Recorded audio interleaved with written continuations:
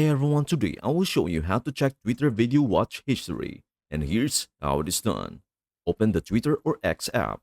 While scrolling, you might see videos you have already watched. But if you want to find one you saw earlier, follow the steps. Tap on your profile icon in the top left corner, then scroll down to the bottom and tap on Settings and Support. Next, go to Settings and Privacy. Unfortunately, unlike TikTok, Twitter doesn't show a direct list of videos you have watched. Instead, you'll need to download an archive of your data. In Settings and Privacy, tap your account, then select Download an archive of your data. You will need to log back in by entering your username and password. After logging in, you may need to verify your identity with a text message code. Once completed, you'll see an option to request a zip file that includes all your account data, such as account history, activity, and video watch history. Tap Download Archive to generate the file. Once it is ready, you can download it to your device, either to your iPhone or Android. The file will be in zip format.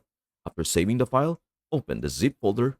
Inside, you'll find your video watch history along with other data, like search history and profile visits.